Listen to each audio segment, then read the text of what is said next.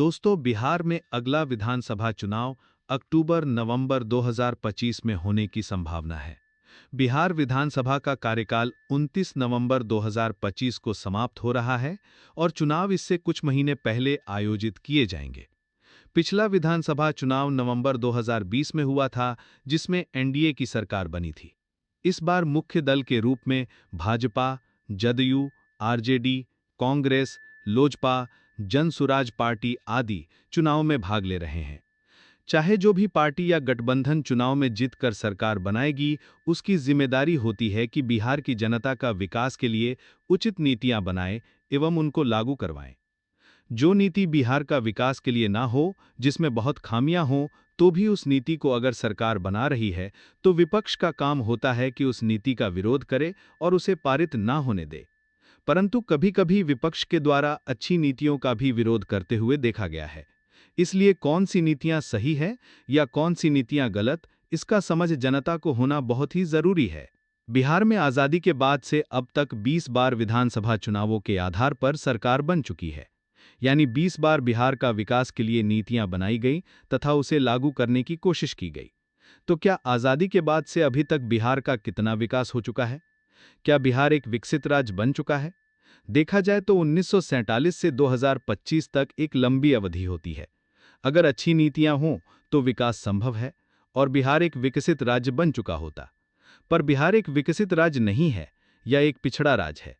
इसका मतलब यह है कि सरकारों ने जितने भी नीतियां बनाई, उनमें से ज्यादातर बिहार का विकास करने में असफल रही हैं। इसका मतलब यह है कि बिहार में जितने भी नेता हैं, बिहार के लिए सफल नीतियां बनाने में असफल हो रहे हैं। इसके पीछे कई कारण हैं, जिनमें से एक जो कि बहुत ही महत्वपूर्ण कारण है कि बिहार के लोग नहीं जानते हैं कि अच्छी नीतियां कैसे बनती हैं और इसका प्रभाव कब होता है और कैसा होता है। हमें लगता है कि बिहार की जनता अभी तक अच्छे नीतियों का स्वाद जागरूक होकर नहीं चखा है। यदि ऐसा होता तो बिहार की जनता हमेशा अपनी समस्याओं का समाधान हेतु अच्छी नीति बनाने के लिए सरकार को मजबूर करती। आप शायद जानते ही होंगे कि बिहार में गैस सिलेंडर ब्लैक मार्केट कैसे फल फूल रहा था। उसे समय गैस सिलेंडर मिलना भी मुश्किल होता था। गैस सिलेंडर ग्राहक गैस एजेंसी पर लंबी कतारों में लगे रहते थे और गैस सिलेंडर मिलने का इंतजार करते थे। कई बार ऐसा होता था कि पूरा दिन लाइन में लगे रह जाते, फिर भी कई ग्राहक का नंबर नहीं आ पाता था। कभी कभी ऐसा भी होता था कि गैस एजेंसी पर अत्यधिक भीड़ हो जाने के कारण भगदड़ मच जाता था, जिसको कंट्रोल करने के लिए कभी कभी पुलिस द्वारा लाठी भी चलाई जाती थी।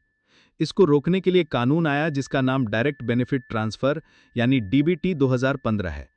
इस कानून के तहत गैस कनेक्शन और सब्सिडी को आधार से लिंक करना अनिवार्य किया गया।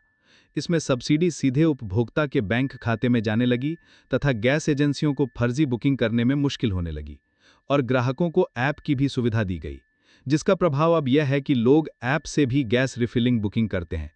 उन्हें अब लंबी कतारों में लगने की जरूरत नहीं पड़ती है। अच्छी नीतियों का समझ हर नागरिक को होना चाहिए। इस समझ को विकसित करने के लिए लोगों को नीतियां बनाने में भागीदार होना चाहिए। इसका अवसर लोगों को अपने परिवार का विकास के लिए परिवार के सदस्यों के साथ मिलकर परिवार नीति बनाने में मिलता है। इस पर एक मैंने वीडियो बनाया हुआ है, जिसका लिंक इस वीडियो के डिस्क्रिप्शन में दिया गया है। आगे यह सवाल उठता है कि चुनाव में हम वोट किसे दें।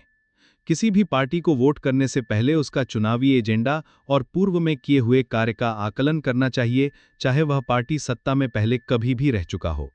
साथ में ही क्षेत्रीय उम्मीदवार का भी क्षेत्रीय एजेंडा देखना चाहिए।